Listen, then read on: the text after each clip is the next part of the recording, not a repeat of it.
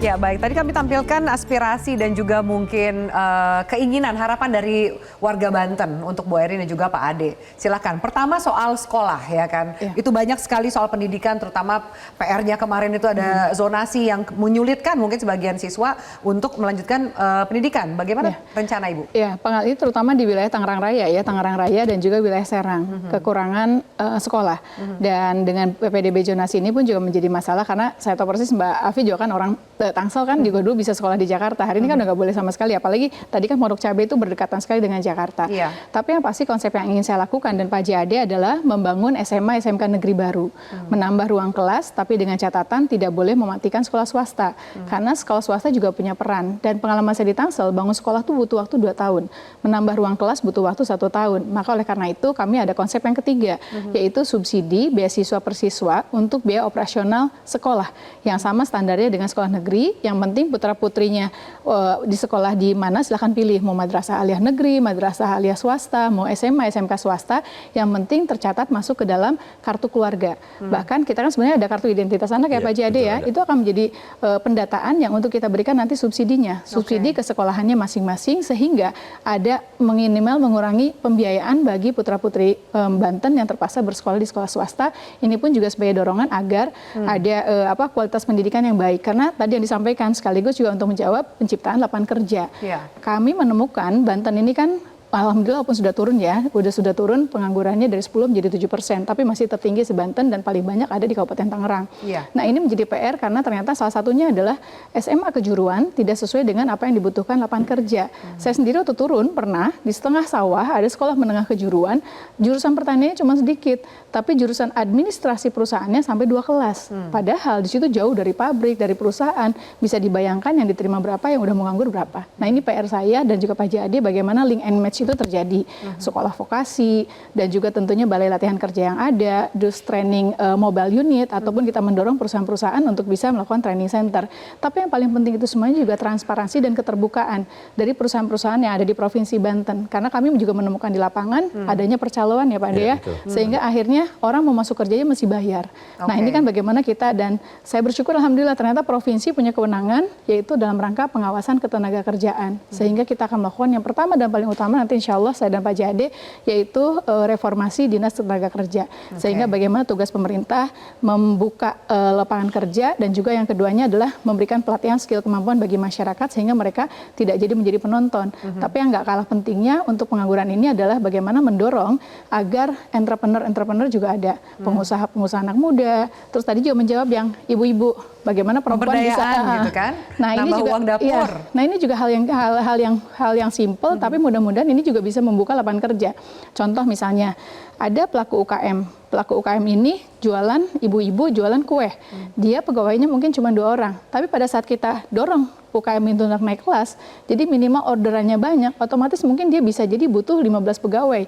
Berarti ada 13 lapangan kerja di pelaku UKM yang naik kelas. 100 UKM aja yang kita dorong. Maka insya Allah 13 dikali 100 sudah 1.300 untuk buka lapangan kerja.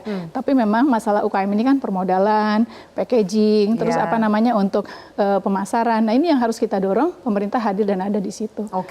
Baik. Bu Erin sudah menjawab soal pendidikan, mungkin Pak Ade mau menambahkan. Karena kan kita mengejar soal IPM, kalau kita lihat data yang ada gitu ya. Ini sebenarnya ada ketimpangan nih soal data IPM. Yang hijau itu yang kita lihat itu tadi Tangerang Selatan gitu, itu memang angkanya hijau, dalam artian bagus, tapi ternyata IPM Provinsi Banten ini masih di bawah IPM rata-rata Indonesia. Apa yang perlu akan dilakukan? Di luar menambah tadi subsidi, ada kemudian membangun sekolah, itu kan masih 3 tahun. Betul. Gimana targetnya? Yang pertama begini, yang perlu kita lihat adalah bagaimana setiap daerah itu berbeda ya, 8 kabupaten kota, terutama di Banten Selatan, Lebak Pandeglang. Itu juga rata-rata nama sekolahnya kan sangat kurang sekali. Itu kaitannya dengan berbagai macam sektor, termasuk bagaimana soal infrastruktur, itu juga berpengaruh. Ya, infrastruktur jelek atau yang buruk, maka secara otomatis juga akan mempengaruhi tentang ekonomi. Ketika misalkan di sana daerah pertanian, ke lahan pertanian yang nggak ada jalan, ke desanya nggak ada jalan, secara otomatis nanti tidak terakses. Pendidikan, ketika rakyat menanam singkong, nanam jagung segala macam nggak bisa dijual. Kenapa? Karena murah, rugi mereka nanam. Nah berarti mau tidak mau itu juga infrastruktur harus kita perbaharui atau harus kita perbaiki sehingga nanti ekonomi rakyat secara otomatis akan naik. Kalau sudah demikian, dengan sendirinya pendidikan juga akan meningkat. Jadi banyak faktor ini, banyak faktor. Jadi pembangunan infrastruktur menjadi salah satu agenda untuk memperkecil disparitas antara selatan dan utara. Ya, dan yang menarik yang saya temukan di lapangan ya Pak Jade ya. Jadi pada saat saya turun ke lapangan berbeda untuk Banten Selatan. Cenderung masyarakatnya ada yang juga nggak mau sekolah. Jadi kalau di wilayah Tangerang Raya ini kekurangan ruang kelas, kalau di sana malah muridnya yang kurang gitu, kosong. Karena mereka bicara, Bu Irin buat apa? Diajar matematika liur, pusing, orang ntar kami jadi petani. Bu Irin ngapain juga, ntar kami juga jadi ibu rumah tangga. Ini PR kita.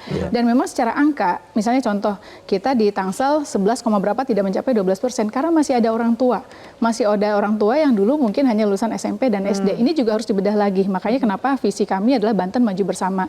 Jadi jangan pernah bangga dengan angka di tingkat provinsi, tapi bagaimana kita langsung membreakdown lagi di 4 kabupaten kota. Yang harus kita fokus terutama adalah anak putus sekolah. Ini juga penting. Jangan sampai banyak lagi anak putus sekolah. Kalau yang udah orang tua kan udah susah.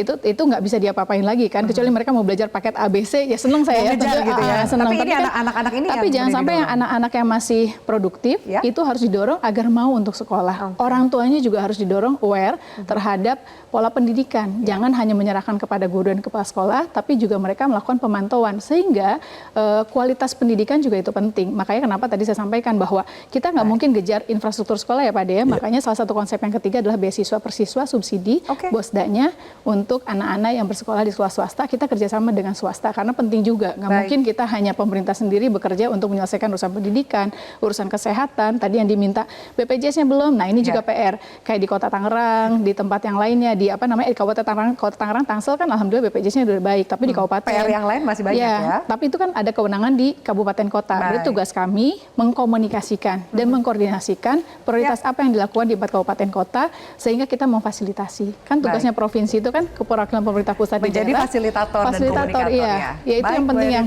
jelajahi cara baru mendapatkan informasi. Download Metro TV Extend sekarang.